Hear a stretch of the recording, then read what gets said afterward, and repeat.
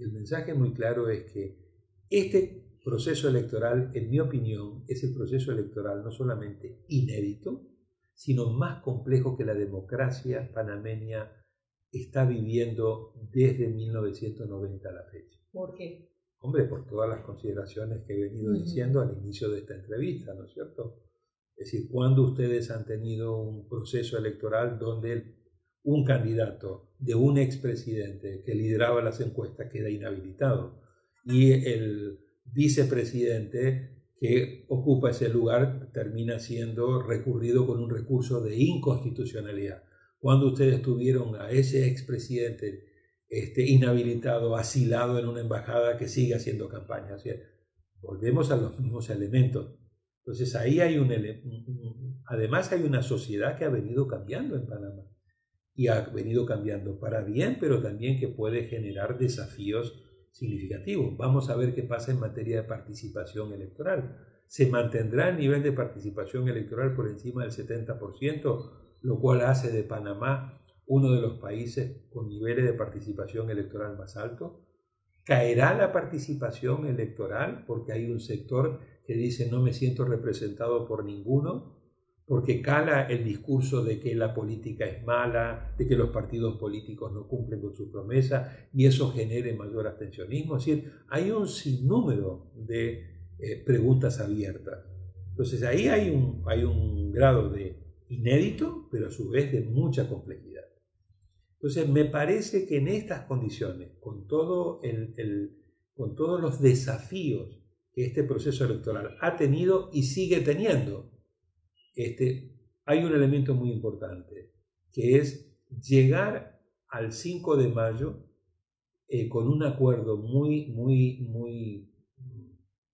claro, pero a su vez muy fuerte, entre los candidatos y el Tribunal Electoral, de que se le deposita confianza al Tribunal Electoral para que el árbitro electoral llegue al proceso del 5 de mayo en las mejores condiciones de credibilidad y legitimidad.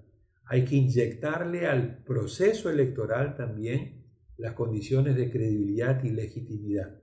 Y hay que establecer protocolos claros de que si, ojalá no, pero si llegara a ocurrir un resultado muy ajustado, ¿cómo se maneja esa situación? Hemos visto en otros países que cuando hubo resultados ajustados, la tensión política, comprensible, se desborda y comienzan a haber denuncias de fraude o denuncias de irregularidad.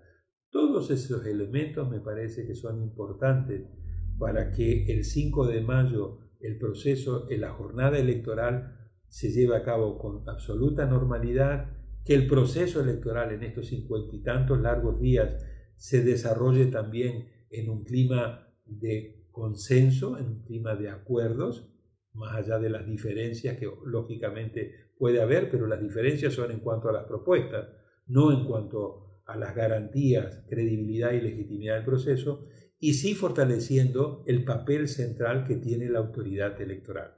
Creo que sería un mal negocio que no beneficiaría a nadie llegar a un proceso electoral y a una jornada electoral el 5 de mayo con un tribunal electoral debilitado. Entonces, ese me parece que es un tema central. Lo segundo, cómo colocamos al proceso electoral de Panamá en el contexto de América Latina. América Latina viene viviendo un superciclo electoral. Desde el año 2021 a la fecha, América Latina, todos los países de América Latina ya han tenido o van a tener elecciones generales o presidenciales. El único país que está fuera de este super rally electoral es Bolivia, cuyas elecciones fueron en el 2020. Este año, 2024, es el último año de cierre del superciclo electoral, con 6 elecciones presidenciales. Arrancó el 4 de febrero El Salvador. De mayo a julio va a haber 4 elecciones presidenciales. Arranca Panamá el 5, sigue República Dominicana el 19, sigue México el 2 de junio y cierra en el 28 de julio lo que vaya a pasar en Venezuela, que en este momento yo no lo puedo llamar una elección porque no están dadas las garantías y ahí está todavía María Corina inhabilitada para poder participar. veremos en qué condiciones de integridad electoral se llevan a cabo esas elecciones.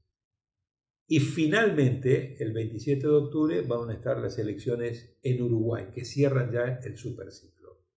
Entonces, Panamá juega un papel muy importante porque se ve inserta dentro del superciclo electoral.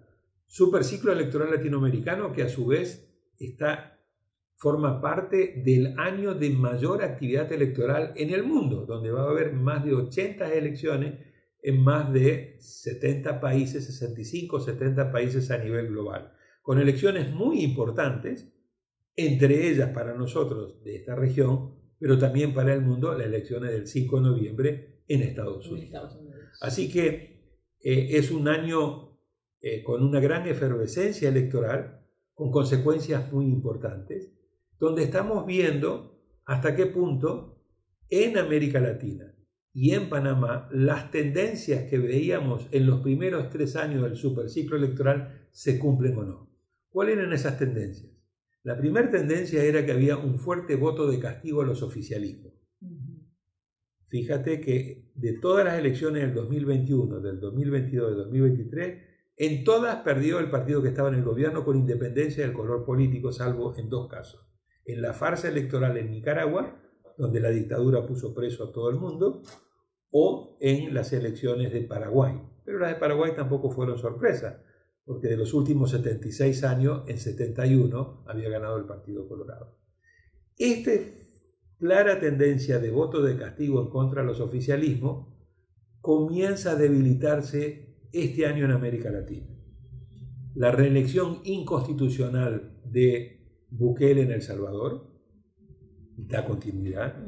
Muy probablemente Luis Abinader gane la presidencia y sea reelecto en República Dominicana. Muy probablemente Morena repita en México, no con el mismo presidente, porque la reelección consecutiva o alterna está prohibida, pero sí con la victoria de Claudia Sheinbaum. Y habrá que ver qué pasa, bueno, en el tema de Venezuela, donde sí pareciera ser de que de momento se cumpliría la tendencia del voto castigo a los oficialismos, sería en Panamá.